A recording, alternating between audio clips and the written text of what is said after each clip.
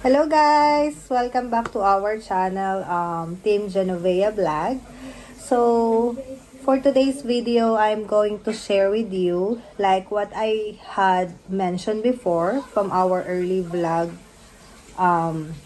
videos, that I'm going to share with you some of my US application excellent journey. So, for today's morning, I'm going to discuss and share in most specifically about the US application time frame, and also where I came from, which agency and US employer. So first, I'm Cherly Genovea. I am a proud Filipino nurse currently working here in the United States, particularly in Mississippi. So, and I am also a proud ABA and VHR nurse. So, VHR and ABA, they have been working for many years. I think they have been working for almost or for more than 2 decades. So they've been working hands together for more than 25 years. And they have 1,200 Filipino nurses and other healthcare professionals that really changed their lives when they are decided to work under our US employer. So guys, ABA Personnel Services Incorporated is located in Shaw Boulevard. I'm not particularly with their exact location, but they are one of the most trusted, accredited recruitment in the Philippines that are accredited by our Philippine Overseas Employment Administration, POEA. So yan. So I can really say that ABA is really a good recruitment agency for those nurses who's aspiring to work not only in the United States but all over the world, in the United Kingdom, Middle East, Canada, Australia, or other continent in the world. So let's begin to my US application time frame. So guys, I have been here in United States for for more than 1 year. So I came here 2019, November 12 to be exact.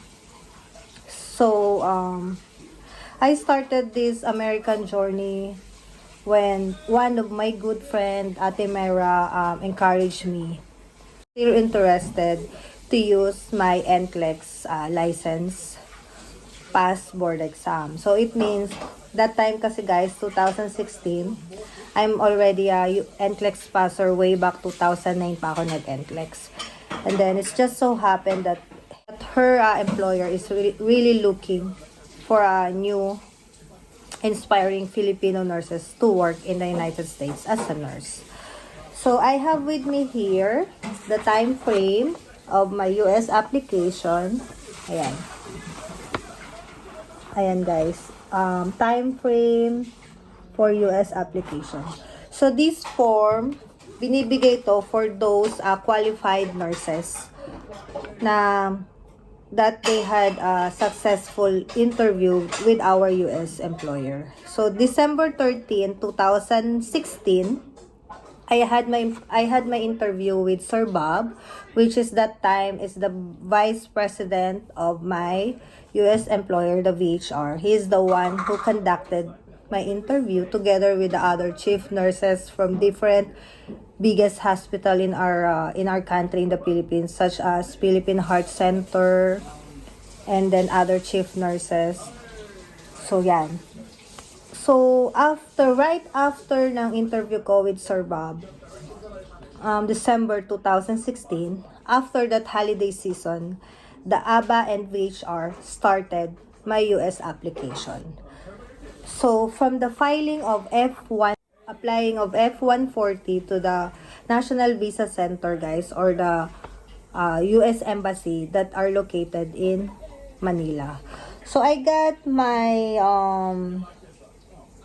approved petition from my employer, from my US employer, and then had my priority date as my priority date dated April 17, 2017. So, from January to April, so we have to wait for the approval of the petition, which is lahat ng expenses, lahat ng application fees, attorney fees, and immigrant consultant fees is shoulder ng ating US employer. So, April 2017, April 2017 is my priority date. Kasi guys, sa US application, may tinatawag na priority date. Itatakil natin yung bawat stages maybe sooner kasi hindi ako ganun ka well knowledgeable about the different procedure in applying for a petition for a foreign worker like me.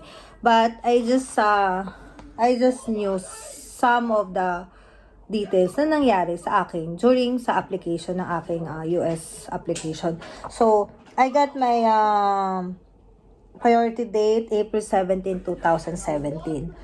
So, for that day, guys, you have to wait for the approval notice, which is take to 90 to 480 days. So, it's more than one year. So, dito na pumapasok yung tinatawag na recession. So, as we all know, for those na merong US application, alam natin kung ano ibig sabihin ng recession. That's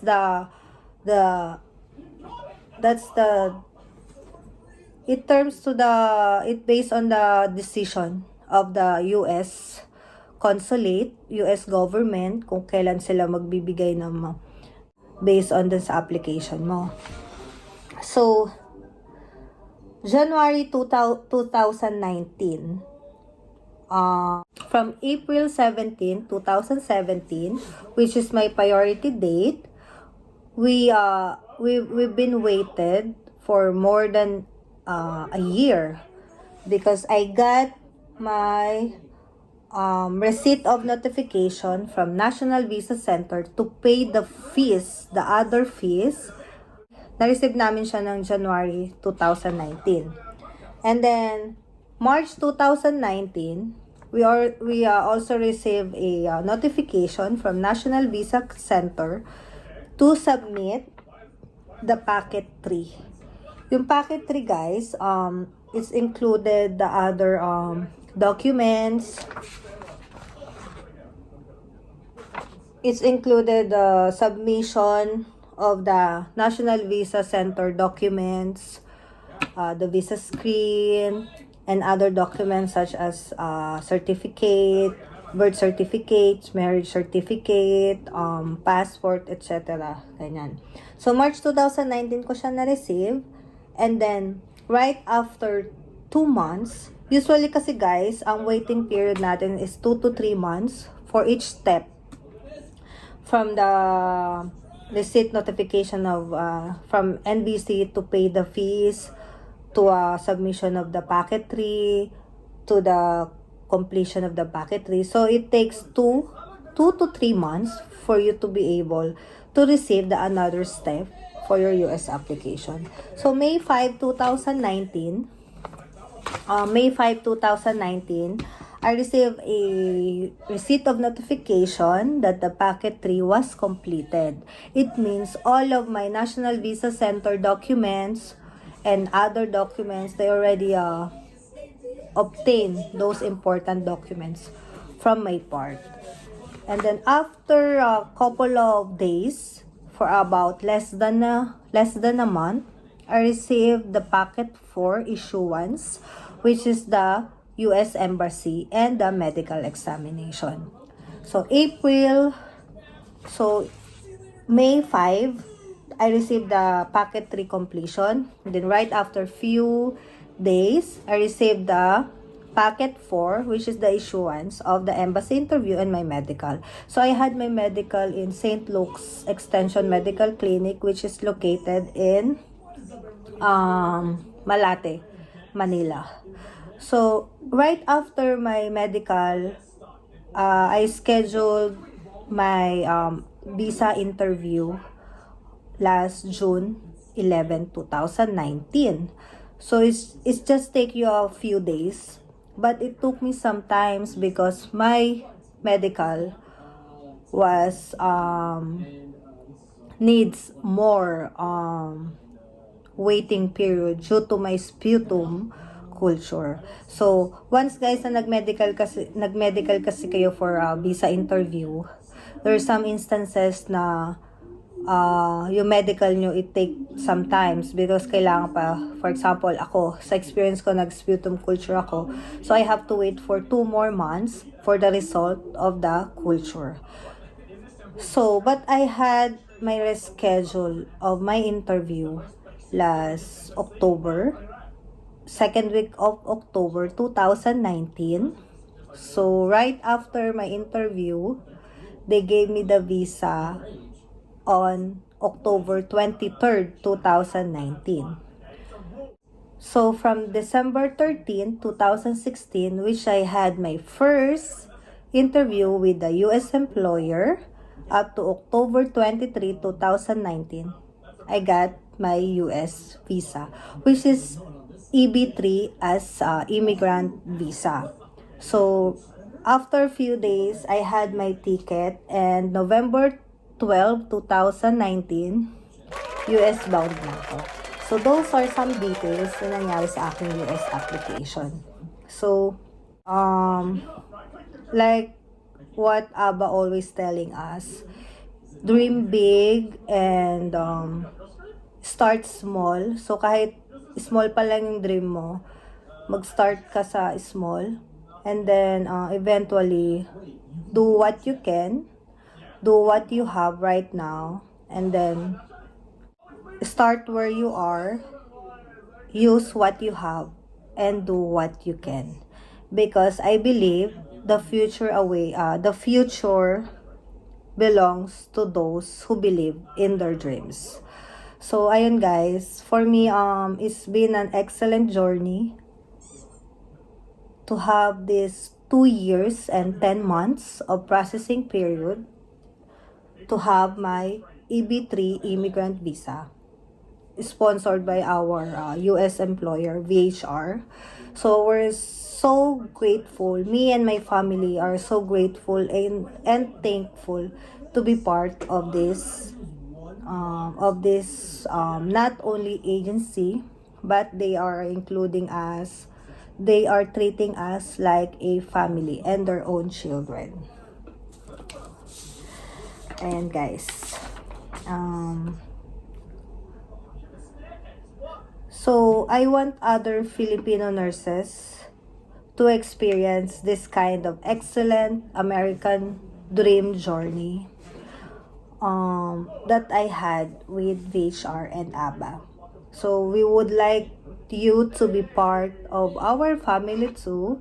So we are encouraging all of the Filipino nurses, most especially for all of my batchmates here, batch 2007, my friends and my other colleagues, that I can assure you that ABBA Personal Services Incorporated and VHR Incorporated is one of the best qualified and accredited recruitment agencies, not only for Filipino workers, but for other healthcare professionals. So once again, I'm Cherly Genovea, a proud Filipino nurse and VHR nurse. Until next video, thank you!